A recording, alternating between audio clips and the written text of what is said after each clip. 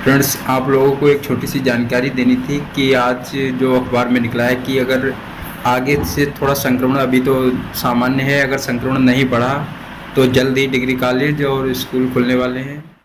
तो फ्रेंड्स, ये आप लोगों के लिए बहुत ही इम्पॉर्टेंट और खुशखबरी वाली बात है कि अभी इंडियन नेवी में बहुत अच्छा मौका आपको मिलने वाला है। जो इंडियन नेवी के फार्म अप्लाई होने वाले हैं, जिसमें आवेदन की जो तारीख है वो 19 जुलाई चल रही है। अभी 19 जुलाई से होने वाले, आज 10 जुलाई हो ही गए। 19 जुलाई से 23 जुलाई के बीच होंगे और आवेदन जो हों वो ऑनलाइन होंगे। उसमें बहुत फ़ायदा आपके लिए रहेगा, क्योंकि इसमें जो पद हैं वो 350 कुल पद हैं। और ये नेवी का इस बार पहली बार ऐसा हुआ है कि जो इस बार जो फार्म अप्लाई होंगे ऑनलाइन वो बिल्कुल फ्री होंगे। वैसे इसकी 100-150 रुपये जो चालान कट इसका जाता है फार्म भरने के लिए, 100-150 रुपये लगते हैं, लेकिन इस बार ये बिल्कुल फ्री है। तो हर बंदा इसमें फार्म डाल सकता है, जो इसमें डालना चाहता है तो वो डाल सकता है। 19 से 23 जुलाई के बीच 5-6 दिन का केवल टाइम मिल रहा है, ज़्यादा नहीं मिलेगा। और आपको 14,600 रुपये से इसका जो प्रशिक्षण है वो 6 महीने की जो ट्रेनिंग होगी उसमें 14,600 रुपये मिलेगा। उसके बाद आपका जो वेतन है वो 21,700 से लेकर 69,100 रुपये तक हो जाएगा। और इसमें डेट ऑफ बर्थ अगर आपकी 2000 से 2004 के बीच है तो आप इसमें फार्म अप्लाई कर सकते हैं। ये बहुत अच्छा चांस है, क्योंकि इसमें ऐसा होता है कि इसमें ना तो ज़्यादा लंबाई की ज़रूरत होती है। 160 अगर आपकी लंबाई है तो भी आपका काम हो जाएगा। 60-65 लंबाई मांगती है इसमें। बस ये है कि आपको पेपर क्वालिफाई हो जाए, पेपर आप पे क्रॉस हो जाए। उसके बाद थोड़ा मेडिकल होता है और रेस होती है 1600 मीटर 7-8 मिनट में, वो आपको निकाल देनी है और आप इसमें ज्वाइन हो जाएंगे। तो आपके लिए बहुत गोल्डन चांस है बिल्कुल इस बार। और अगर ये 1-2 साल हैं जो वैकेंसी बहुत बढ़िया आ रही हैं इस बार, 2022 तक अगर आपने अच्छी तरह से जॉब ये ले ली तो फिर आपके लिए दर दर भटकना नहीं पड़ेगा। वरना तो फिर 4-5 साल तक कोई वैकेंसी आने वाली है नहीं जल्दी, और अगर आती भी हैं तो बहुत कम आती हैं। और नेवी आपके लिए बहुत अच्छा चांस है। मैं भी इसमें फार्म अप्लाई करूंगा और मैं अपने दोस्तों को बताना चाहता हूं कि जो भी इस वीडियो को देख रहे हैं इसे शेयर करें और लोगों को बताएं कि इसमें फार्म डाल दो यार। बिल्कुल फ्री है, केवल पेपर देना ही है। अगर हो गया काम, लगा आपका इतना अच्छा निकला तो आप इसमें हो जाएंगे। तो आप लोग इसे अप्लाई कर सकते हैं।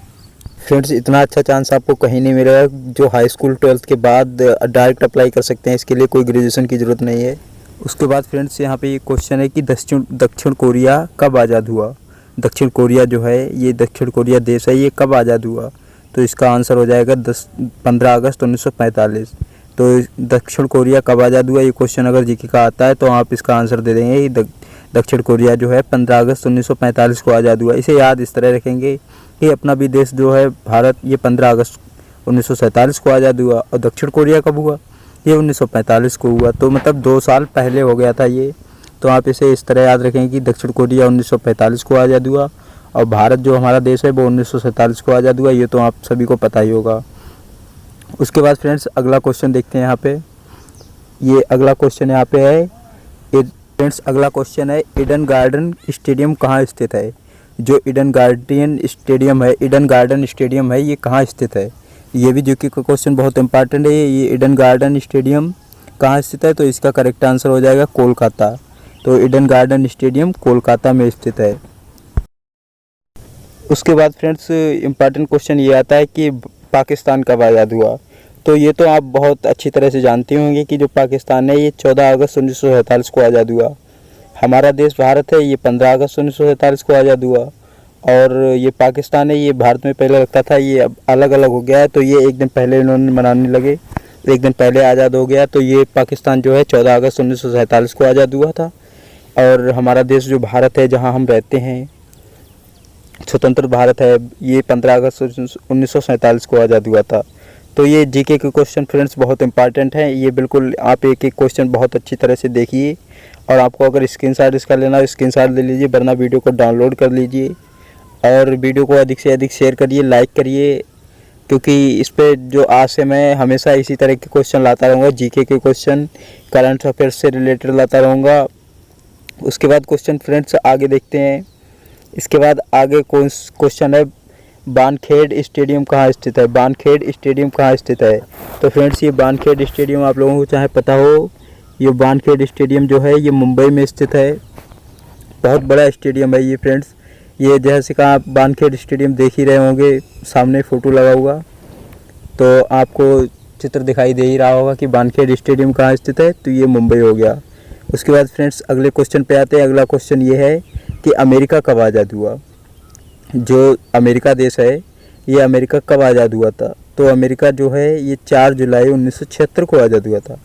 अमेरिका देश है वो 4 जुलाई 1976 को आज़ाद हुआ था। उसके बाद फ्रेंड्स अगला क्वेश्चन है ब्राज़ील। ब्राज़ील देश है ये कब आज़ाद हुआ था। तो फ्रेंड्स ब्राज़ील देश ये 7 सितंबर 1822 को आज़ाद हुआ था। ब्राज़ील देश 7 सितंबर 1822 को आज़ाद हुआ था। उसके बाद फ्रेंड्स अगला क्वेश्चन है अफ़गानिस्तान। अफ़गानिस्तान कब आज़ाद हुआ था। अफ़गानिस्तान कब आज़ाद हुआ था। तो फ्रेंड्स इसका आंसर है अफ़गानिस्तान 27 मई 1919 को आज़ाद हुआ था। अफ़गानिस्तान जो देश है वो 27 मई 1919 को आज़ाद हुआ था।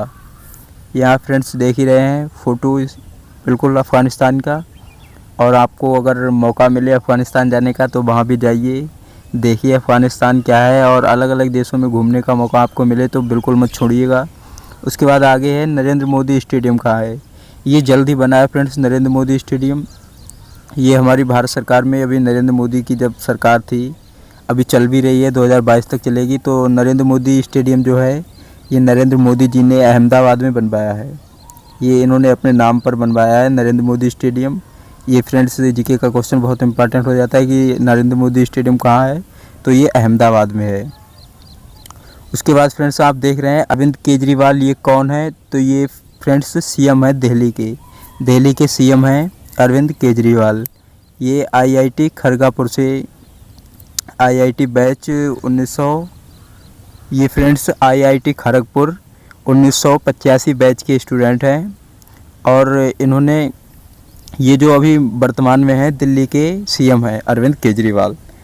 उसके बाद फ्रेंड्स अगला क्वेश्चन आता है यहाँ पे।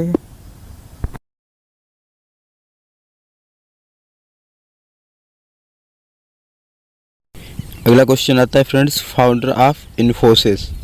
फाउंडर ऑफ इन्फोसिस ये एन.आर. नारायण मूर्ति हैं। ये फाउंडर ऑफ इन्फोसिस के हैं। ये इनका पूरा नाम एन.आर. नारायण मूर्ति है। एन.आर. इन्हें शॉर्टकट में वैसे एन.आर. मूर्ति कहते हैं, लेकिन पूरा नाम इनका एन.आर. नारायण मूर्ति है। उसके बाद अगला क्वेश्चन देखते हैं यहाँ पे कि फाउंडर ऑफ फ्लिपकार्ट, मतलब E O and founder of Flipkart. Flipkart के ईओ कौन है। तो ये है सचिन बंसल। ये भी आईआईटी दिल्ली 2005 बैच से हैं। ये इन्होंने आईआईटी दिल्ली से की है, 2005 बैच के ये हैं। इन्होंने फ्लिपकार्ट का मतलब फ्लिपकार्ट संस्था इन्होंने स्टार्ट की है। और आप लोग जानते हैं फ्लिपकार्ट से कितना फ़ायदा हो रहा है आप लोगों को, हर चीज़ आपके पास पहुंच जा रही है, फ्लिपकार्ट की वजह है ये। उसके बाद founder and CEO of Zomato. ये founder and CEO of Zomato ये दीपेंद्र गोयल हैं। ये आईआईटी दिल्ली 2005 बैच के हैं। तो ये और पीछे सचिन बंसल, ये दोनों लोग 2005 बैच के हैं और 7 के हैं आईआईटी दिल्ली के। तो फ्रेंड्स ये क्वेश्चन भी बहुत इंपॉर्टेंट हो जाता है, जीके से रिलेटेड आ जाता है। तो इसे भी आप लोग याद रखेंगे और बहुत अच्छी तरह से इसे हेडफोन लगा के बढ़िया करके याद करेंगे तो ये आपको याद हो ही जाएगा, छूटेगा है नहीं। उसके बाद हैं economics and farmer RBI governor. ये हैं रघुराम राजन। ये प्रथम भारतीय गवर्नर जनरल हैं। ये रघुराम राजन हैं। ये आईआईटी दिल्ली 1985 बैच के हैं। इनका नाम जो है वो मतलब जो करेंसी है इंडियन करेंसी उस पे आता है रघुराव राजन। ये फ़ोटो आप देख रहे हैं, ये मिस्टर रघुराव राजन हैं। आप देख के पहचान ही गए होंगे इन्हें। उसके बाद आथर हैं, ये बहुत अच्छे आथर हैं, लेखक हैं चेतन भगत। इनका तो नाम बहुत कुछ लोग जानते ही होंगे कि आईआईटी दिल्ली 1995 बैच के हैं ये चेतन भगत। ये बहुत अच्छे आथर हैं। इनकी कई बुकें अच्छी तरह से लिखी गई हैं और इनकी बुकों की बहुत सारी डिमांड है। मैंने भी इनकी एक बुक पढ़ी थी, मुझे अभी इसका नाम ध्यान नहीं आ रहा, लेकिन आएगा तो मैं बता दूंगा या फिर डिस्क्रिप्शन में डाल दूंगा। उसके बाद फ्रेंड्स नीचे आथर हैं ये जितेंद्र कुमार, ये आईआईटी खड़गपुर से 2012 बैच के हैं। ये फ्रेंड्स आईआईटी खड़गपुर से हैं 2012 बैच के, और ये एक्टर ऐसे हैं कि अभी ये मतलब खुद आईआईटी किए हुए हैं और अब आईआईटी वाले बच्चों को ये कोचिंग पढ़ाते हैं, और बहुत सी मोटिवेशनल टाइप की ये बुकें लिख चुके हैं और वीडियो भी बनाते रहते हैं। इनका एक यूट्यूब चैनल भी है और बहुत अच्छे आईआईटी स्टूडेंट रहे हैं ये अपने स्कूल के खड़गपुर के। उसके बाद आप गूगल के फाउंडर को तो जानते होंगे, गूगल के ईओ को। इन्होंने गूगल का आविष्कार किया, E O of Google and Alphabet. ये सुंदर पिचाई हैं, ये आईआईटी खड़गपुर से ये भी हैं, बट ये 1993 बैच के हैं। आप जानते हैं गूगल से कितना हम लोगों को प्रॉफिट हो रहा है। गूगल से जो चाहते हैं वो सर्च कर लेते हैं और बहुत बड़ी जानकारी 1 मिनट के अंदर और उससे पहले भी निकाल सकते हैं। और बुक का जीवन में बहुत महत्व है। बुक का अर्थ क्या होता है, बुक का मतलब फुल फॉर्म क्या है, तो बुक का फुल फॉर्म है big ocean of knowledge. Book की फुल फॉर्म मान लो या बुक का मतलब अर्थ मान लो कि बुक का पूरा अर्थ बिग ओशियन ऑफ नॉलेज है। ये फ्रेंड्स अगर जानकारी आपको अच्छी लग रही हो तो इसे अपने दोस्तों के पास शेयर ज़रूर करें। यही चाहता हूँ आपसे, और कुछ नहीं चाहिए, बस एक लाइक चाहिए और शेयर चाहिए। उसके बाद ये फ़ोटो आप यहाँ पे देख रहे होंगे। राष्ट्रपिता कौन है? राष्ट्रपिता है महात्मा गांधी। महात्मा गांधी का पूरा नाम आप लोग जानते होंगे। महात्मा गांधी जी का पूरा नाम मोहनदास करमचंद गांधी है। इनके पिताजी का नाम करमचंद गांधी था। इन्होंने पूरा नाम अपना मतलब इसलिए लिख दिया कि उसके आगे इन्होंने अपने पिताजी का नाम भी जोड़ दिया, इसलिए इनका पूरा नाम मोहनदास करमचंद गांधी नाम से जाना जाता है। उसके बाद इनकी माता का नाम जान लेते हैं। माता का नाम इनकी पुतलीबाई था और इनका जन्म जो है वो 2 अक्टूबर 1869 को हुआ था, और इनकी जो मृत्यु थी वो 30 जनवरी 1948 को हुई थी। ये नाथूराम गोडसे ने इनको गोली मार दी थी, कुछ विवाद हो गया था उस वजह से। इनका जो जन्म स्थान है वो गुजरात के पोरबंदर में है, और इनका विवाह जो था वो 1889 ईस्वी में कस्तूरबा गांधी जी से हुआ था। उनके नाम पर मतलब कस्तूरबा गांधी स्कूल भी चलता है, वो आप जानते होंगे।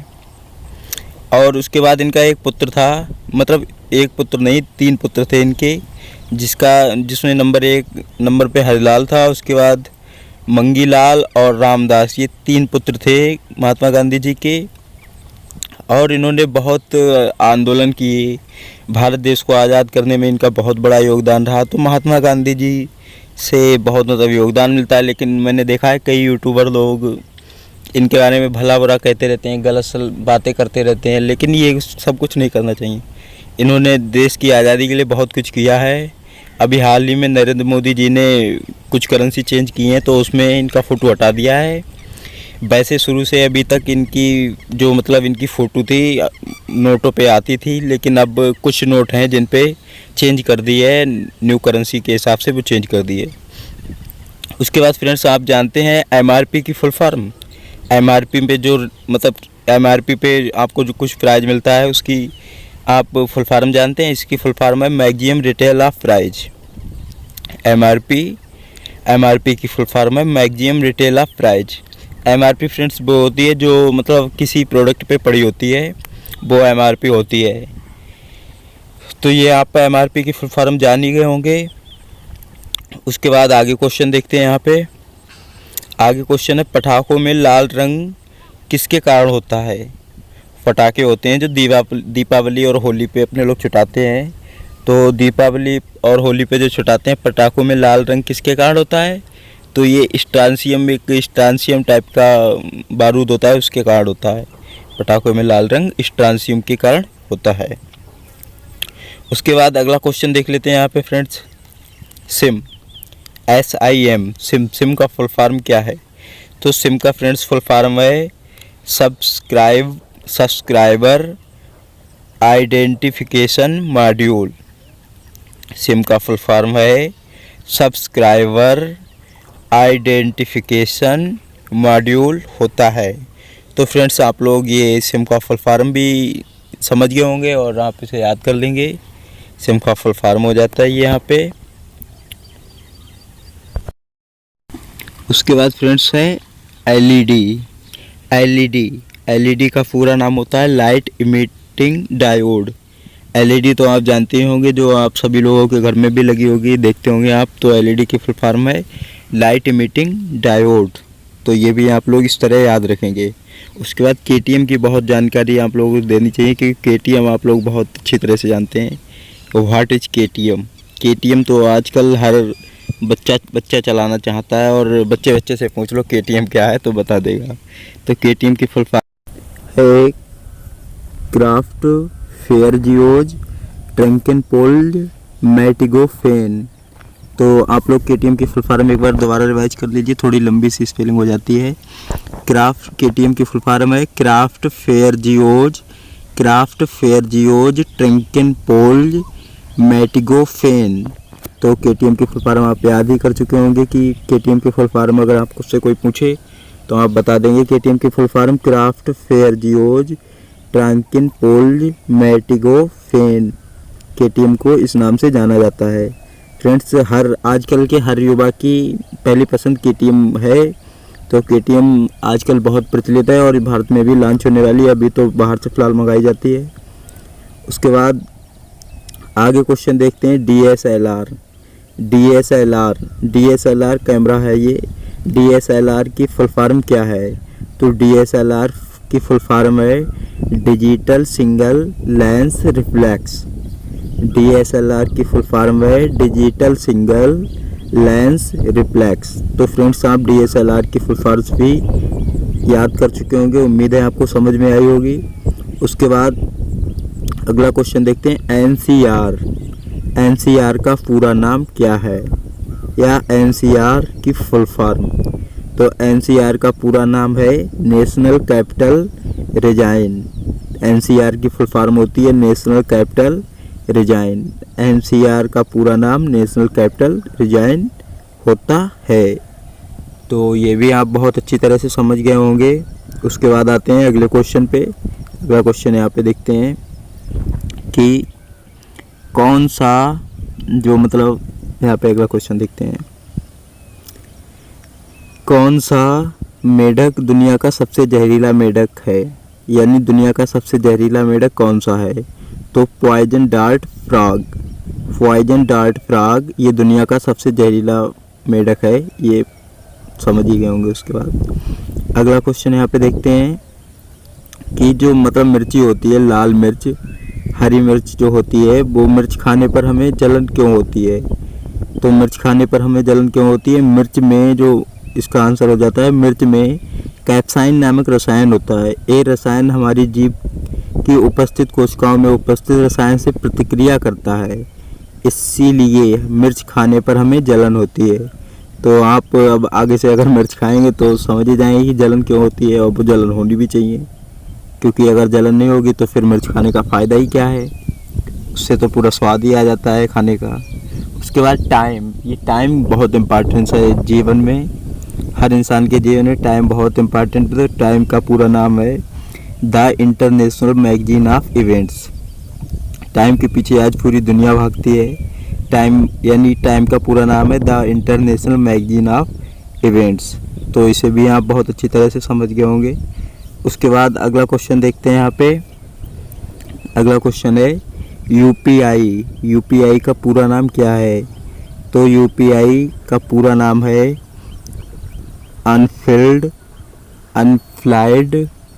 अनफ्लाइड पेमेंट्स इंटरफेस। यूपीआई का पूरा नाम है यूनिफाइड पेमेंट्स इंटरफेस होता है। यूनिफाइड पेमेंट्स इंटरफेस होता है। यूपीआई का फुल फॉर्म भी आप लोग समझ ही गए होंगे। उसके बाद अगला क्वेश्चन यहाँ पे आते हैं।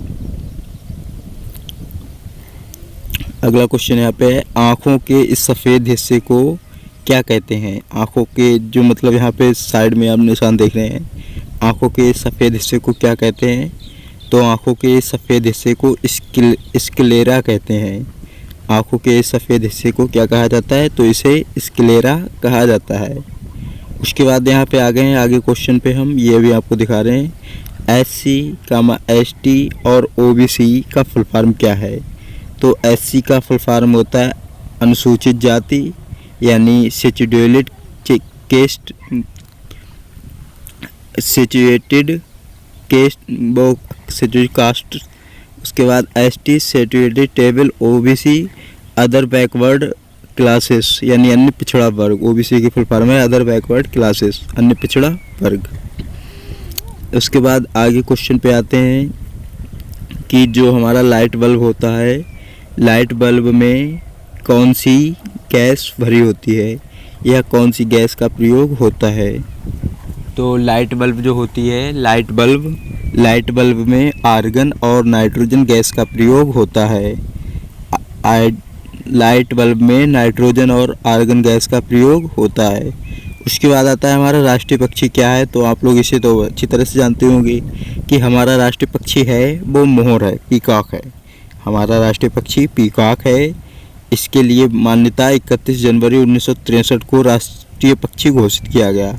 जो पीकॉक है हमारा राष्ट्रीय पक्षी है, इसके लिए 31 जनवरी 1963 को राष्ट्रीय पक्षी का दर्जा दिया गया। ये 31 जनवरी 1963 को राष्ट्रीय पक्षी के रूप में नियुक्त किया गया, घोषित किया गया।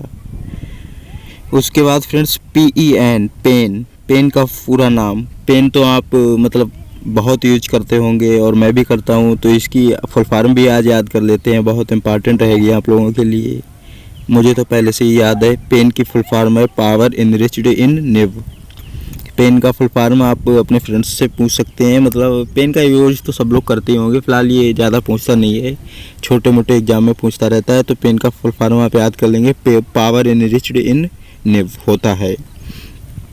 उसके बाद अगला क्वेश्चन आता है कि घड़ी का आविष्कार, जो घड़ी है, घड़ी का आविष्कार किसने किया या किसने किया था, क्योंकि अब तो रहे नहीं है घड़ी के आविष्कारक, तो था में पहुंच जाएगा वाक्य कि घड़ी का आविष्कार किसने किया था। तो घड़ी का आविष्कार जोस बर्गी ने 1577 में किया था। घड़ी का आविष्कार जोस बर्गी ने 1577 में किया था। तो ये भी आप याद कर चुके होंगे क्वेश्चन। उसके बाद अगला क्वेश्चन आता है कुत्ता, जो डॉग है, हमारे देश में भी बहुत पाए जाते हैं डॉग। तो कुत्ता किस देश का राष्ट्रीय पशु है। तो फ्रेंड्स कुत्ता जो है, डॉग, ये मैक्सिको देश का राष्ट्रीय पशु है। मैक्सिको देश में कुत्ते को राष्ट्रीय पशु का दर्जा दिया गया है। तो मैक्सिको देश कुत्ते को राष्ट्रीय पशु मान चुका है और वहाँ पर कुत्ते को राष्ट्रीय पशु का दर्जा मिला हुआ है। उसके बाद ये है कि मतलब परीक्षा करवाने का, मतलब परीक्षा का आविष्कार सबसे पहले किसने किया था। तो हेनरी फिशेल, यही वो बंदा है जिसने परीक्षा की खोज की या परीक्षा को खोजा था। मतलब इसी ने सबसे पहले, एक टीचर थे हेनरी फिशेल, इन्होंने बच्चों को पढ़ाया। मतलब इन्होंने सबसे पहले परीक्षा ली थी बच्चों की। तो तभी से ये चला आ रहा है कि हेनरी फिशेल, इन्हीं ने परीक्षा का निर्माण किया और आज हम सभी लोग परीक्षा दे रहे हैं। भारत सरकार में कई ऐसी संस्थाएं हैं जो परीक्षा करा रही हैं, कोचिंग में भी, घरों में भी, स्कूल में भी, हर तरफ से परीक्षा का शेड्यूल बना हुआ है। हर परीक्षा दे के मतलब लोग कहाँ से कहाँ पहुँचते हैं। उस टाइम पर हेनरी फिशेल ने इसको स्टार्ट किया था, मतलब शुरू किया था। हेनरी फिशेल अब तो इस दुनिया में नहीं है, बट इन्होंने जो आविष्कार किया, काम किया, वर्क किया, तो वो अभी भी चल रहा है। तो हेनरी फिशेल का नाम हम लोग आगे काफ़ी टाइम तक याद रखेंगे, क्योंकि इन्होंने ऐसा काम जो कर दिया है कि इन्हें याद रखना ही चाहिए। उसके बाद आता है गिलहरी कौन सा रंग नहीं देख पाती है। गिलहरी आप लोगों ने शायद देखी होगी, क्योंकि मैं ऐसे कह नहीं सकता कि आपने देखी होगी या नहीं देखी होगी, लेकिन ख़ास तौर पर काफ़ी लोगों ने देखी होगी। तो गिलहरी जो होती है वो कौन सा रंग नहीं देख सकती है। मतलब वैसे तो हर तरफ देख सकती है, लेकिन गिलहरी को जो लाल रंग होता है वो दिखाई नहीं देता है। वो अगर देखती है तो लाल रंग का उसे कुछ और दिखाई देता है, लाल रंग को वो देख नहीं सकती। लाल रंग ही नहीं दिखेगा उसको, वो लाल रंग पे चढ़ जाएगी, उसे पता ही नहीं चलेगा कि लाल रंग है या काला है, पीला है। काला पीला होगा तो उसको दिख जाएगा, वाइट होगा तो उसको दिख जाएगा, बट अगर रेड कलर है, लाल कलर है, तो वो गिलहरी को नहीं दिखेगा। तो ये आप प्रयोग करके इसको देख सकते हैं कि अगर आपको कहीं पे गिलहरी मिल जाए तो आप उसके सामने लाल कपड़ा डाल सकते हैं और वो देखना बिल्कुल घबराएगी नहीं, उसके ऊपर से गुजर जाएगी या भाग जाएगी, क्योंकि वो पहचान ही नहीं पाती लाल कपड़ा कैसा है। उसके बाद अगला क्वेश्चन आता है, बिजली में लगी आग बुझाने के लिए किसका प्रयोग होता है?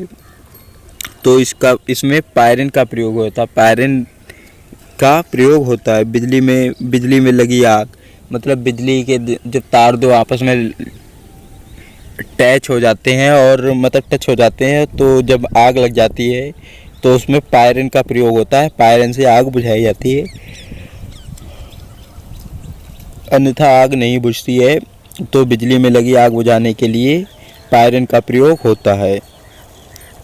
उसके बाद फ्रेंड्स आगे अगला क्वेश्चन देख लेते हैं, नींबू का पीएच मान कितना होता है?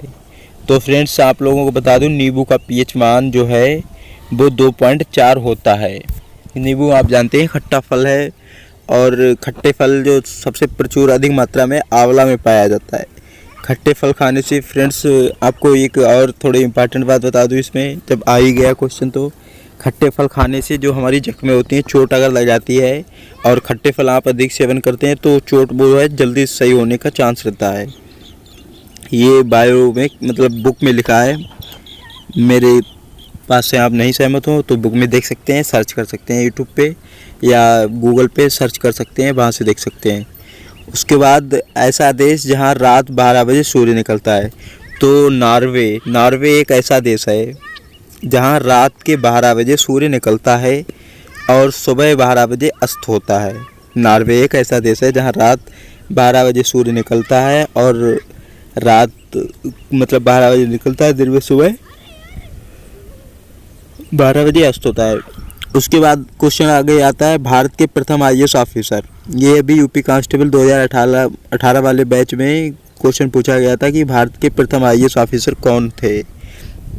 तो फ्रेंड्स ये क्वेश्चन, इसका आंसर है सत्येंद्र नाथ टैगोर। ये भारत के प्रथम IAS ऑफिसर थे, सत्येंद्र नाथ टैगोर। उसके बाद फ्रेंड्स अगले क्वेश्चन आता है, दुनिया में, अगला क्वेश्चन है बहुत इंपॉर्टेंट क्वेश्चन है, दुनिया में सबसे ज़्यादा ऑक्सीजन देने वाला पेड़ कौन सा है? दुनिया में सबसे ज़्यादा ऑक्सीजन देने वाला पेड़ कौन सा है? तो ये इसका करेक्ट आंसर हो जाएगा, ऑक्सीजन देने वाला पेड़ दुनिया का सबसे अधिक पीपल का पेड़ है। पीपल का पेड़ सबसे अधिक ऑक्सीजन देता है। ये दुनिया का सबसे अधिक ऑक्सीजन देने वाला पेड़ पीपल हो गया यहाँ पे। उसके बाद आगे क्वेश्चन पे आते हैं। यहाँ पे आगे क्वेश्चन है यहाँ पे कि समुद्री मार्ग से संपूर्ण दुनिया के चक्कर लगाने वाले पहले व्यक्ति कौन थे या पहले व्यक्ति थे? तो मैगलन नामक वैज्ञानिक थे। मैगलन नामक व्यक्ति थे जो समुद्री मार्ग में संपूर्ण दुनिया का चक्कर लगाने वाले पहले व्यक्ति थे, तो ये मैगलन थे। ये भी क्वेश्चन आप इस तरह से ध्यान रख सकते हैं। उसके बाद अगला क्वेश्चन आता है यहाँ पे कि जो फ़ोन है, वैसे अभी तो काफ़ी एंड्रॉयड फ़ोन चलते हैं, आप लोगों के पास भी, किसी के पास हानर, ओप्पो, वीवो या आईफोन, किसी के पास कुछ भी हो सकता है। लेकिन पहला जो मोबाइल था भारत में, पहला मोबाइल जो लॉन्च हुआ था 1995 में कोलकाता में आया था और बिल्कुल सादा फ़ोन था, छोटा सा। ये आप जो स्क्रीन पर देख सकते हैं ये फ़ोन था, ये आप नोकिया वाला फ़ोन समझ सकते हैं इसको। भारत का पहला मोबाइल 1995 में कोलकाता में आया था। ये भी क्वेश्चन आप याद कर सकते हैं, ध्यान रख सकते हैं। उसके बाद फ्रेंड्स अगला क्वेश्चन यहाँ पर बनता है कि नोट पर, जो 10 का 20 का नोट है, पुराना वाला आप देख सकते हैं, नए वाले पे तो चेंज कर दिया है, करेंसी चेंज कर दी है भारत सरकार ने। पहले वाला जो नोट था उस पर 1946 में राष्ट्रपति भवन के बाहर खींची गई जो फ़ोटो थी, महात्मा गांधी की फ़ोटो लगी थी। राष्ट्रपति भवन के बाहर 1946 में खींची गई थी, वो फ़ोटो लगी है नोट पर।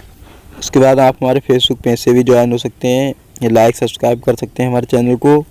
मेरा फेसबुक पेज सुनील सिंगल नाम से है और इंस्टाग्राम भी मेरा सुनील सिंगल नाम से है, आप वहाँ भी ज्वाइन हो सकते हैं। वहाँ मैं डेली कुछ ना कुछ इम्पॉर्टेंट टॉपिक किस चीज़ मतलब डालता रहता हूँ। उसके बाद ये अगला क्वेश्चन आता है, वाहनों के साइड में जो मतलब शीशा लगाता है मिरर्स, उसमें कौन सा दर्पण का प्रयोग होता है? तो उसमें उत्तल दर्पण का प्रयोग होता है। वाहनों के साइड में लगे शीशे में उत्तल दर्पण का प्रयोग होता है। ये आप याद कर चुके होंगे, ठीक है। उसके बाद है अगला क्वेश्चन, सूर्य पृथ्वी से कितना दूर है? सूर्य जो है पृथ्वी से कितना दूर है? तो 14.9 करोड़ किलोमीटर दूर है पृथ्वी। सूर्य पृथ्वी से 14.9 करोड़ किलोमीटर दूर है और सूर्य के प्रकाश को पृथ्वी तक आने में 8 मिनट 19 सेकंड का समय लगता है।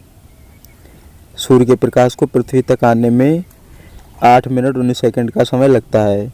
उसके बाद है बूम स्लैग नामक सांप के काटने से शरीर में छेद, मतलब शरीर के हर छेद से खून निकलने लगता है। बूम स्लैग नामक सांप होता है, ये ऑस्ट्रेलिया में ज़्यादा पाया जाता है। बूम स्लैग नामक सांप, इसके काटने से शरीर में अगर कहीं पे घाव है, छेद है, तो वहाँ से भी खून निकलने लगता है। उसके बाद है एक जो मतलब बिच्छू होता है, उसे आप लोग जानते होंगे। बिच्छू मिल जाते हैं कहीं ना कहीं और लोग काटते भी रहते हैं। तो एक बिच्छू 6 दिन तक अपनी सांस रोक सकता है। बिच्छू के बारे में एक रोचक तथ्य है कि एक बिच्छू जो होता है 6 दिन तक अपनी सांस रोक सकता है और 1 साल तक बिना खाने के जीवित रह सकता है और 6 दिन तक तो अपनी सांस रोक सकता है। तो अगर बिच्छू आपको काट देता है और आप उसे मारना चाहते हैं तो आप ये मत सोचिए कि वो मर गया, वो मरता नहीं है, वो मक्कर साथ जाता है। उसके बाद है भारत में चना का सबसे बड़ा उत्पादक राज्य कौन सा है? तो भारत देश है जो, उसमें चना का सबसे बड़ा उत्पादक राज्य मध्य प्रदेश है। मध्य प्रदेश में सबसे अधिक चना की पैदावार होती है और सबसे अधिक वन भी मध्य प्रदेश में ही है। तो 2 क्वेश्चन यहाँ से भी क्लियर हो जाते हैं। आते हैं फिर अगले क्वेश्चन पर। अगला क्वेश्चन है नोकिया कहाँ की कंपनी है? या जो नोकिया फ़ोन है वो भी पीछे मैंने थोड़ा सा दिखाया था, वो मतलब अपने देश में 1995 में कोलकाता में सबसे पहले आया था। और कहाँ से आया था? फिनलैंड से आया था। तो नोकिया कहाँ की कंपनी है? फिनलैंड की कंपनी है। नोकिया कहाँ की कंपनी है? फिनलैंड की कंपनी है। तो आप इसे इस तरह से भी याद रख सकते हैं। उसके बाद रविवार की छुट्टी तो हर किसी को याद रहती है कि रविवार की छुट्टी मिलेगी, जी होगा वो होगा। अभी कई लोग वीडियो देख रहे होंगे, वो भी स्टडी करते हैं तो वो भी याद रखते होंगे कि कल रविवार है, कल छुट्टी होगी। तो रविवार की जो छुट्टी है सन 1843 से आरंभ हुई थी। ये रोचक बात है, आपको ये पूछने में भी कभी कभी आ जाता है। टीचर भी पूछ लेते हैं बच्चों से कि बताओ बच्चों रविवार की छुट्टी कब से स्टार्ट हुई थी? तो ये रविवार की जो छुट्टी है वो 1843 से आरंभ हुई थी। 1843 से आरंभ हुई थी। उसके बाद अगला क्वेश्चन आता है कि कौन सा ऐसा जीव है जो नर से मादा बन सकता है और मादा से नर बन सकता है? तो ये ऑक्टोपस नामक एक जीव है। आप बायो में बहुत पढ़ेंगे आप इसको कि ये ऑक्टोपस नामक जीव है जो नर से मादा में चेंज हो जाता है और मादा से नर में चेंज हो जाता है। ये बहुत चालू चीज़ होता है, बहुत खतरनाक जीव तो नहीं होता है, साधारण जीव होता है। उसके बाद अगला क्वेश्चन आता है श्री राम मंदिर का फैसला करने वाले 5 जज कौन थे? तो इसके नंबर 1 जज थे रंजन गोसाई, नंबर 2 ऐसे बोबड़े, नंबर 3 डोवाई चंद्रचूड़ो, नंबर 4 अशोक भूषण और नंबर 5 ऐसे नंजीर। ये 5 राम मंदिर फैसला करने वाले 5 जज थे और बहुत अच्छे जज थे जिन्होंने फैसला किया भारत देश के लिए राम मंदिर बनवाने का निर्माण, मतलब सहयोग दिया इन्होंने भारत सरकार से मिलके। उसके बाद आता है क्वेश्चन मोबाइल फ़ोन की बैटरी किस धातु का प्रयोग होता है? मोबाइल फ़ोन की जो बैटरी होती है इसमें किस धातु का प्रयोग होता है? और तो इसमें बता दूं मोबाइल फ़ोन की जो बैटरी होती है उसमें लिथियम धातु का प्रयोग होता है।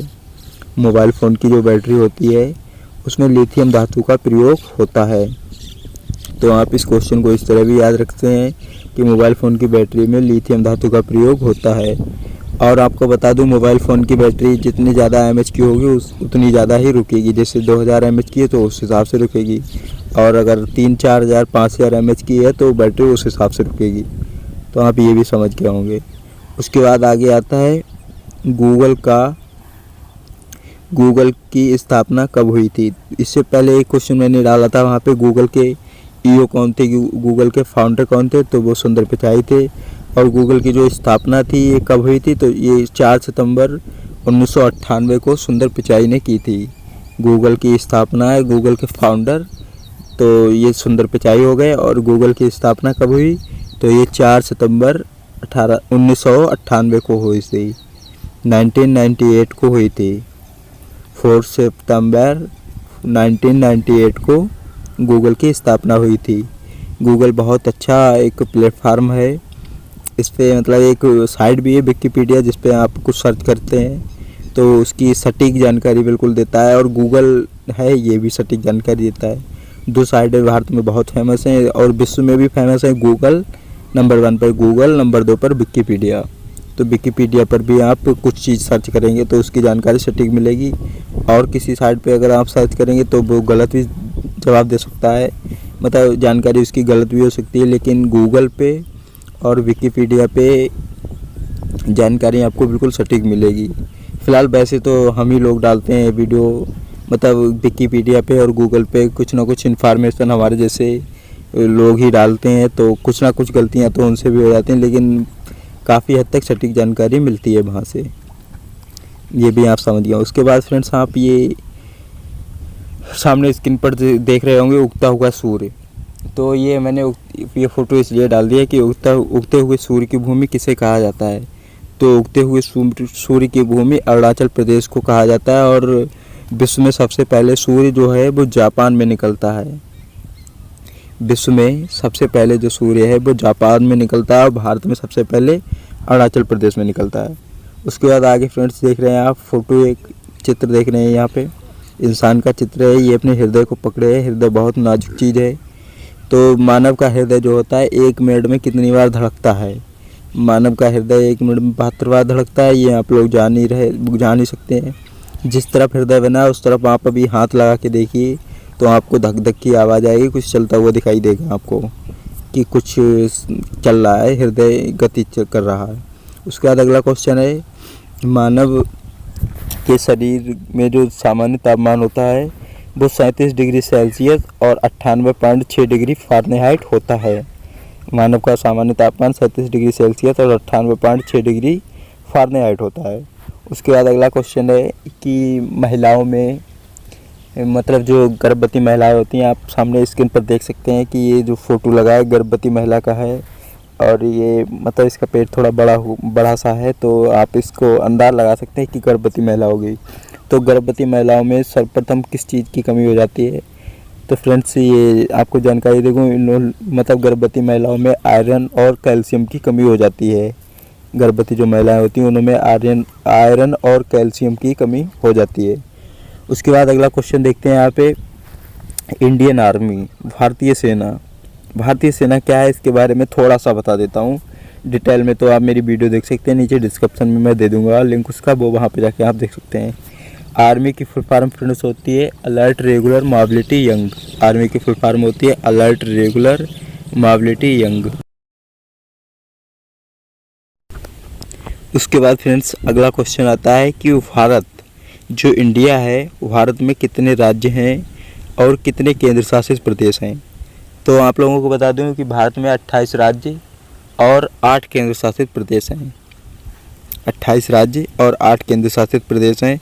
इसके लिए मैंने वीडियो पूरी डिटेल में बनाई है, आप वहां पे देख सकते हैं। नीचे मैंने भारत के जो 28 राज्य हैं, पूरे 28 राज्य और राज्यों की जो जितनी राजधानी है वो, और जो केंद्र शासित प्रदेश हैं उनके बारे में, और मुख्यमंत्री जो उसके हैं उनके बारे में पूरी एक वीडियो डिटेल में डाली है। तो आप वहां से जाके भी वीडियो देख सकते हैं, और डिस्क्रिप्शन में लिंक मतलब डाल ही दिया है, अगर वहां से ना मिले तो आप वहां पे जाके देख सकते हैं। उसके बाद फ्रेंड्स अगला क्वेश्चन आता है कि भारतीय संविधान, जो भारतीय संविधान है इसको लिखने में कितना समय लगा या कितने दिन का समय लगा? तो भारतीय संविधान है, इसको बनाने में, इसको लिखने में 2 वर्ष 18 माह और 12 दिन का समय लगा। भारतीय संविधान है, इसको बनाने में 2 वर्ष 11 माह 18 दिन का समय लगा। तो आप ये याद रख सकते हैं, 2 वर्ष 11 माह 18 दिन का समय लगा, ये आप याद ही रखेंगे। उसके बाद अगला क्वेश्चन आता है, जय जवान जय किसान का नारा किसने दिया?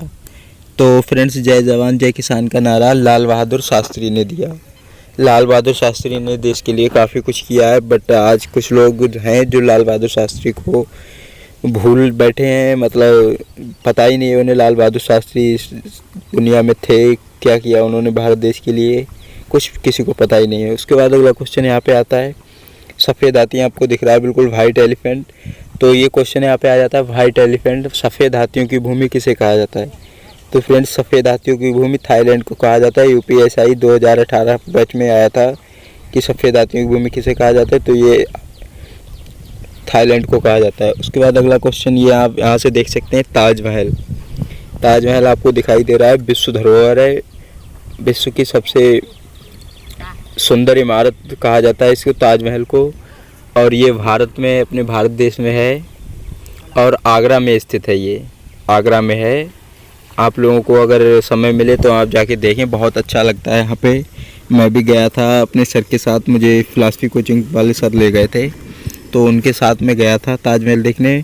उस टाइम पे फ़ोटो नहीं था, वरना वीडियो बना लेता और डाल देता यूट्यूब पे, आप लोग भी देख सकते थे। बहुत मज़ा आता है वहाँ पर, देश विदेश के लोग आते हैं, उनसे बातचीत करने का मौका मिलता है और बहुत बढ़िया लगता है वहाँ पे। बिल्कुल ऐसा लगता है जैसे कहाँ जन्नत में आ गए हैं, और मन ऐसा कर रहा था कि वहीं रह लें। मैं तो बिल्कुल आने को तैयार नहीं था, लेकिन सभी लोग आ रहे थे, पूरी बस आ रही थी, साथ वाले बच्चे सब आ रहे थे, तो मुझे भी आना पड़ा। लेकिन अब मैं सोच रहा हूँ कि आगे किसी दिन, अभी थोड़ा लॉकडाउन ख़त्म हो जाए तो आगे मुझे पता लगे कि हाँ ताजमहल में आने जाने की खूब एंट्री है, तो फिर किसी दिन सफ़र करेंगे, ताजमहल देखेंगे और आपको भी वीडियो के माध्यम से दिखाएंगे। और आप लोग भारत में ही रहते होंगे, अधिक से अधिक पास के ही होंगे, तो आपको अगर मौका मिले तो आप वहाँ जाइए, ताजमहल देखिए, बहुत अच्छा है। देश विदेश से लोग आते हैं देखने, तो हम क्या अपने देश से भी नहीं जा सकते, अपने प्रदेश को छोड़कर भी नहीं जा सकते, तो आप जाइए, देखिए आराम से। ताजमहल बहुत अच्छी चीज़ है, विश्व धरोहर, शाहजहाँ ने बनाया था इसे। शाहजहाँ का तो नाम बहुत अच्छे पृष्ठों में आता है। शाहजहाँ ने अपनी पत्नी मुमताज़ की याद में बनवाया था ताजमहल। ताजमहल को मुमताज़ महल के नाम से भी जाना जाता है। इसके अंदर मुमताज़ और शाहजहाँ की कब्रें हैं, वो भी मैंने देखी हैं। अंदर जाके गेट मतलब खुला था उसके अंदर, और नीचे कब्रें बहुत हैं। और ताजमहल के पीछे जो है वो यमुना नदी है। उसके बाद अगला क्वेश्चन है, यहाँ पे आप देख सकते हैं नरेंद्र मोदी। ये नरेंद्र मोदी जो है भारत के प्रथम, मतलब स्वतंत्र भारत में जन्मे भारत के प्रथम प्रधानमंत्री हैं नरेंद्र मोदी। स्वतंत्र भारत में पैदा हुए भारत के प्रथम प्रधानमंत्री हैं नरेंद्र मोदी। इन्होंने भारत देश के लिए बहुत कुछ किया है, बहुत योगदान दिया है भारत के लिए। और ऐसा कहा जाता है कि ये जो मतलब प्राइम मिनिस्टर हैं, बहुत करीब ये समझिए कि 1947 से जब से देश आज़ाद हुआ है तब से ये भारत के पहले प्रधानमंत्री हैं जिन्होंने पहली बार, मतलब भारत में पहली बार करेंसी को चेंज किया है, मतलब अपने दम पर करेंसी को चेंज करवा दिया है। और तो और करेंसी को चेंज करने के बाद हर मतलब इंसान को इन्होंने रोज़गार देने वाली बात कही थी, उसमें तो थोड़ा पीछे हट गए हैं। बट इन्होंने किसानों के लिए और काफ़ी लोगों के लिए बहुत कुछ किया है, देश के लिए बहुत कुछ किया है। स्वच्छता व्यवस्था से लेकर और खाने पीने की व्यवस्था तक इन्होंने भारत देश में बहुत कुछ किया है। वैसे तो कहने वाले इंसान हर किसी के लिए कहते रहते हैं। अगर एक इंसान सबको खुश कर देता है तो वो इंसान नहीं हो पाएगा, मतलब सबको खुश नहीं कर पाएगा। कितना भी अपने आप के लिए अच्छा बन ले, किसी के लिए कितना भी कर दे, अगर 10 आदमी उसके लिए अच्छा कहेंगे तो 2-4 तो ख़राब कहने वाले आ ही जाएंगे। तो ऐसा नहीं है कि इन्होंने कुछ गलत किया है, इन्होंने अपने हिसाब से बहुत अच्छा किया है और आगे भी करते रहेंगे। देखो अभी इनकी सरकार 2022 के बाद चलेगी या नहीं चलेगी, फ़िलहाल कोशिश है कि बहुत अच्छी तरह से आगे बढ़ने वाले हैं। आप लोगों से बस यही कहूँगा कि अगर किसी इंसान की अगर मतलब अच्छाइयाँ आप नहीं देख सकते हैं तो उसकी बुराइयाँ भी मत देखिए। अगर किसी के बारे में अच्छा नहीं कह सकते तो उसके बारे में बुरा भी मत कहिए, क्योंकि इंसान अपनी जगह बहुत अच्छा होता है। हर इंसान अपने आप के लिए बहुत अच्छा होता है, दूसरों के लिए तो वो कुछ भी हो सकता है, सही खराब वो तो लोग कहते ही रहते हैं। उसके बाद अगला क्वेश्चन देख लेते हैं फ्रेंड्स, यहाँ पे मुर्गी या अंडा। ये क्वेश्चन बहुत मतलब परेशान कर रहा है लोगों को। अभी मैंने टेलीग्राम पे डाल दिया था तो वहाँ से भी बहुत कमेंट आ रहे थे कि मतलब लोग कर रहे थे कि नहीं पहले मुर्गी आई, नहीं पहले अंडा आया। तो मैं फ्रेंड्स आप लोगों के लिए बता दूं कि सबसे पहले तो अंडा ही आया, मतलब प्रकृति ने सबसे पहले अंडे का निर्माण किया, उसके बाद ही मुर्गी आई। तो ये डाउट आपका क्लियर हो गया होगा कि पहले अंडा आया फिर मुर्गी आई। उसके बाद अगला क्वेश्चन है, स्वराज हमारा जन्मसिद्ध अधिकार है, ये किसने कहा? तो ये स्वराज हमारा जन्मसिद्ध अधिकार है, ये किसने कहा, इसे हम लेकर ही रहेंगे, ये किसने कहा, तो ये बाल गंगाधर तिलक ने कहा। ये सामने जो स्क्रीन पर आप देख रहे हैं फ़ोटो, ये बड़ी मूँछों वाले, तो ये बाल गंगाधर तिलक हैं। इन्होंने देश के लिए बहुत कुछ किया है, इन्होंने मतलब देश की आज़ादी के लिए भी अपना योगदान दिया है। तो ये स्वराज हमारा जन्मसिद्ध अधिकार है, ये किसने कहा, तो ये बाल गंगाधर तिलक ने ही कहा है। तो उसके बाद फ्रेंड्स मैं आपको बता दूं कि आगे जो मैं एक 2 या 4 दिन के अंदर मैं एक वीडियो अपलोड करूंगा जिसमें इतिहास के बारे में बताऊंगा। इतिहास क्या है, व्हाट इज इतिहास, तो इतिहास के बारे में थोड़ी नॉलेज आपको दे दूं। इतिहास के जो पिता हैं वो हेरोडोटस हैं। इतिहास के पिता जो हैं वो हेरोडोटस हैं। जैसे कोई मानव जीवन की जो प्राकृतिक घटनाएं होती हैं, प्राचीन घटनाएं होती हैं, उनका जो लिखित वर्णन होता है उसे इतिहास कहते हैं। मानव जीवन की घटनाओं का जो लिखित वर्णन होता है उसे इतिहास कहते हैं। और मानव जीवन की जो घटनाएं होती हैं जिनका कोई लिखित वर्णन नहीं होता है, मतलब केवल घटनाएं होती हैं लेकिन उनका कुछ लिखित वर्णन नहीं होता है, उसे प्रागैतिहासिक काल कहते हैं। तो ये 2 क्वेश्चन आप यहाँ से याद कर चुके होंगे कि इतिहास क्या है या प्रागैतिहासिक काल क्या है। उसके बाद फ्रेंड्स आपको बता दूं कि हुनर जो होता है हर इंसान में होता है, हर बच्चे में, हर लड़के लड़की में हुनर होता है कुछ करने का, कुछ कर दिखाने का। बट उसको कैसे वो मतलब दिखा पाता है या नहीं दिखा पाता है, उसको कैसा माहौल मिलता है, ये तो उस पर डिपेंड करता है। हुनर आप में भी है, हुनर मुझ में भी है और हुनर हर बच्चे में है, बस वो उसको किस तरह से निखारता है ये जिम्मेदारी उसकी है, उसके घर वालों की है जो उसको कैसा ट्रीट करवाते हैं। उसके बाद कुछ विटामिन देख लेते हैं। विटामिन ए का रासायनिक नाम है रेटिनॉल, इसकी कमी से रतौंधी हो जाती है। उसके बाद विटामिन B1 का रासायनिक नाम है थायमीन, इसकी कमी से बेरी रोग हो जाता है। उसके बाद विटामिन 2 राइबोफ्लेविन, इसकी कमी से त्वचा का फटना हो जाता है। उसके बाद विटामिन 3, इसका रासायनिक नाम होता है पैंटोथेनिक अम्ल, इसकी कमी से बाल सफ़ेद पड़ जाते हैं। और विटामिन B7 का बायोटीन, इसकी कमी से बालों का झड़ना होता है। और विटामिन 12, इसका रासायनिक नाम साइनोकोबाल एमीन होता है। इसका विटामिन B12 का नाम साइनोकोबाल एमीन होता है, इसकी कमी से एनीमिया नामक रोग हो जाता है। और विटामिन C जो होता है उसका रासायनिक नाम एस्कर्बिक अम्ल होता है, उसकी कमी से जो है स्कर्बी रोग हो जाता है। और विटामिन C सबसे अधिक प्रचुर मात्रा में तो वो आंवले में पाया जाता है। ये तो आपको मैं बता ही चुका हूँ कि आंवले में विटामिन C सर्वाधिक मात्रा में पाया जाता है। उसके बाद फ्रेंड्स ये आप देख रहे हैं सामने स्क्रीन पर फ़ोटो, ये थोड़ा मोटिवेट करने के लिए आपके लिए था। आगे है रामायण और समुद्र जो हैं दोनों में गहराई बहुत है। रामायण और समुद्र जो हैं दोनों में गहराई बहुत है। कोई मतलब रामायण पढ़ के निखर जाता है और कोई समुद्र में डूबकर बिखर जाता है। तो ये इस तरह से आप देख सकते हैं। उसके बाद आगे ये क्लास मैंने यहाँ पे डाल दिया, class 11 and 12 only for biology and class 6 and 9th only for JNV expanse exam 2021 preparation. तो मैं आपको बता दूं कि जो लोग क्लास 11-12 बायोलॉजी की कोचिंग पढ़ना चाहते हैं बीसलपुर के अंदर, मतलब जिला पीलीभीत के अंदर होम कोचिंग, तो मैं वो होम कोचिंग भी पढ़ाता हूँ। क्लास 11-12 और 6 से 9th क्लास वालों के लिए जो JNV में फार्म डालते हैं उनके लिए मैं होम कोचिंग भी पढ़ाता हूँ। अगर आप कोचिंग पढ़ना चाहते हैं तो मुझे इस नंबर पर व्हाट्सअप कर सकते हैं या फिर मुझे कॉल कर सकते हैं। मैं अभी मतलब B.Ed तो नहीं किया है मैंने, फ़िलहाल मैं BSc सेकेंड ईयर का स्टूडेंट हूँ और कोचिंग पढ़ाता हूँ। अगर आपको इच्छुक हैं पढ़ने में मुझसे तो फिर पढ़ सकते हैं। उसके बाद आगे कुछ अचीवमेंट दिखाता हूँ। एक मैंने ऑनलाइन एक टेस्ट दिया था यहाँ पे, वो मुझे थोड़ा छोटा सा टॉपिक की अचीवमेंट मिली है। यहाँ पे ये फ़ोटो आप यहाँ पे देख सकते हैं। उसके बाद मैं आपको बता दूं कि अगर आपने मेरे चैनल को अभी सब्सक्राइब नहीं किया तो सब्सक्राइब कर दें और वीडियो अगर आपको अच्छी लगे तो लाइक करके अपने दोस्तों के साथ शेयर कर दें, क्योंकि अभी का प्रोग्राम ऐसा है कि मेरे अभी सब्सक्राइबर्स बहुत ज़्यादा है नहीं, 250-300 प्लस हैं, तो अभी ज़्यादा सब्सक्राइबर्स है नहीं। इस वजह से 1000 सब्सक्राइबर्स जब तक नहीं होंगे तब तक मुझे लाइव आने का मौका नहीं मिलेगा।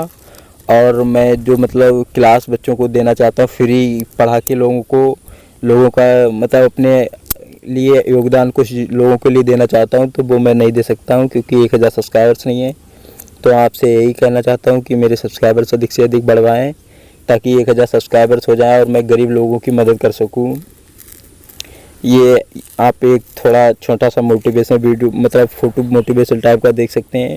उसके बाद आपसे यही कह दूं कि आप मेरी मदद करें, मेरे सब्सक्राइबर्स बढ़वाएं।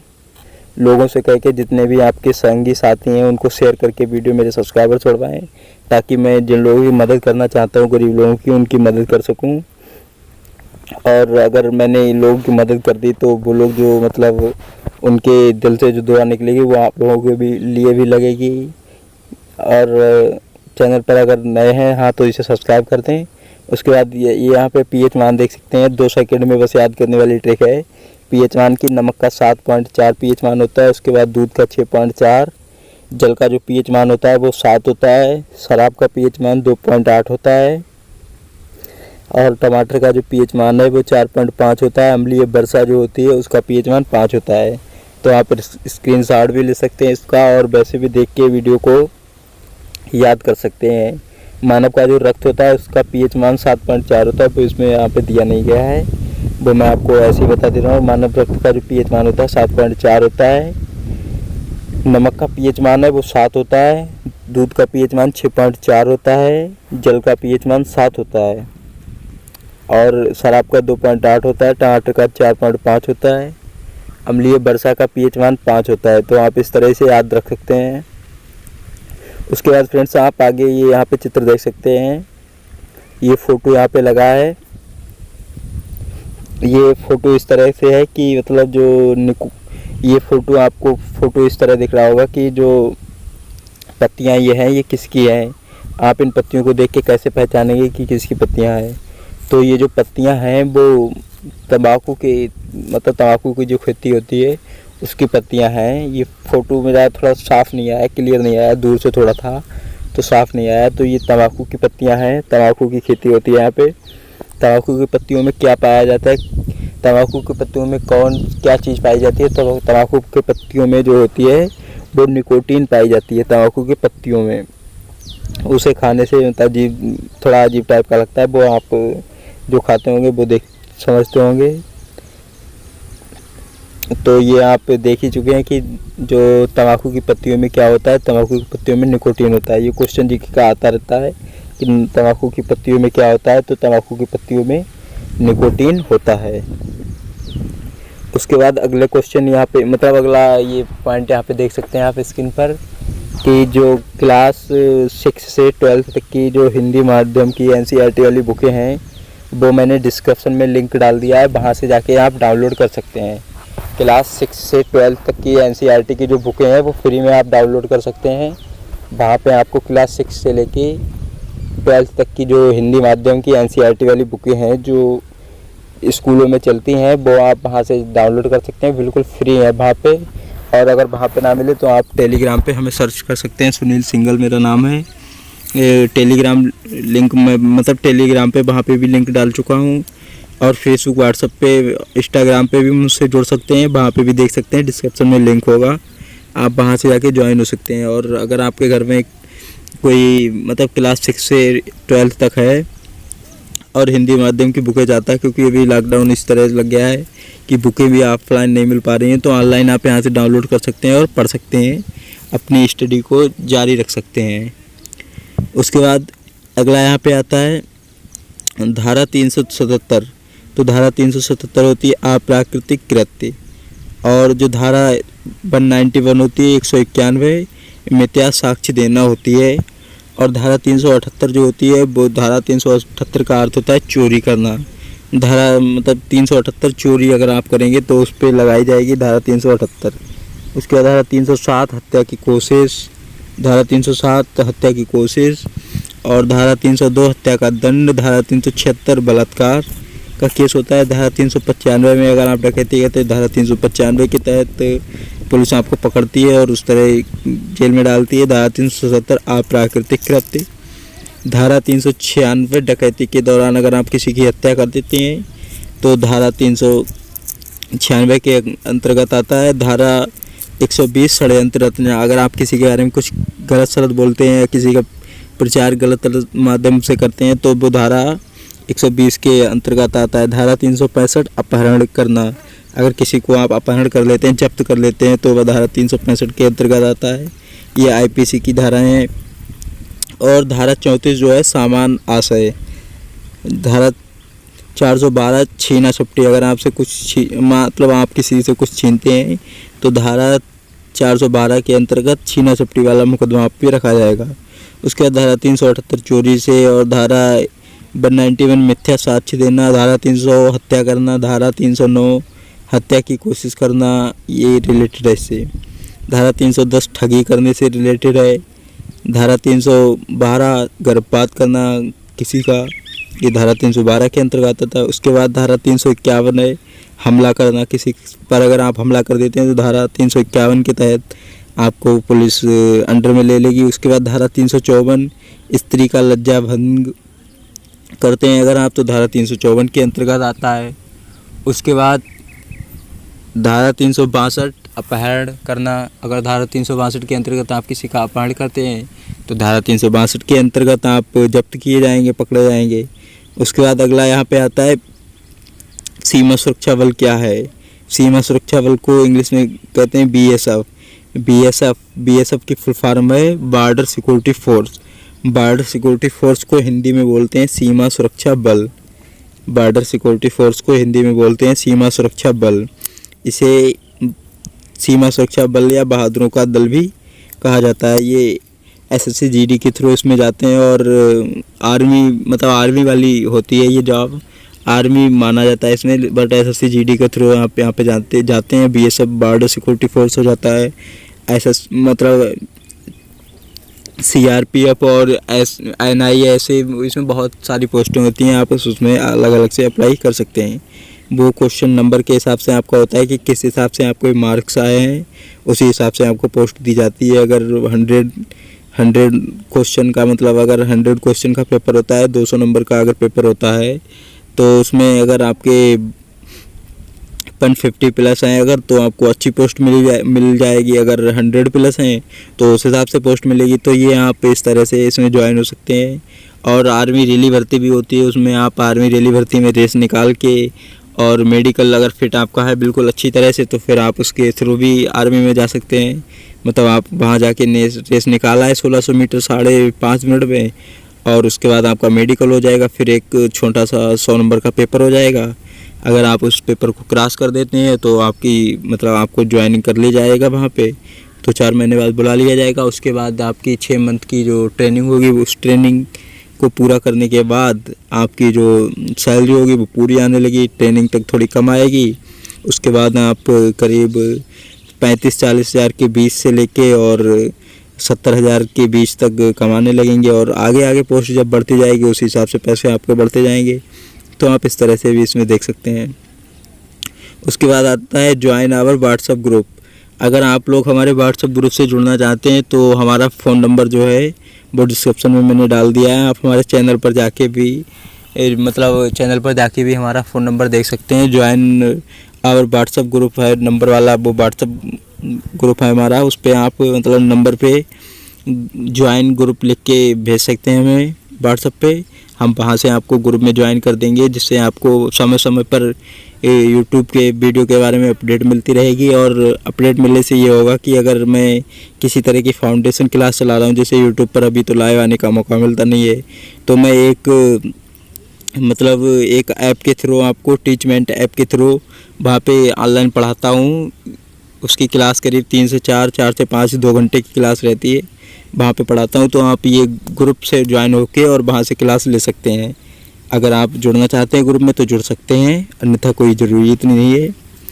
उसके बाद मैंने सिस्टम ये इसलिए खोला था, मैंने सोचा कि गांव मडरा सुमन हमारा जो गांव है इधर बरेली रोड पर, तो मैंने सोचा गांव के बच्चे जो बीसलपुर जाते हैं पढ़ने, उनका 1 घंटे का आने जाने का टाइम और 1 घंटे पढ़ने के लिए उन्हें दिन के 3 से 4 घंटे बर्बाद करने पड़ते हैं। तो मैंने उन लोगों के लिए सोचा था कि यार गांव में कोचिंग खोल दूंगा, उन लोगों के लिए कुछ फ़ायदा हो जाएगा, आराम से पढ़ लेंगे, हमारे पास थोड़ा कम पैसों में भी पढ़ लेंगे।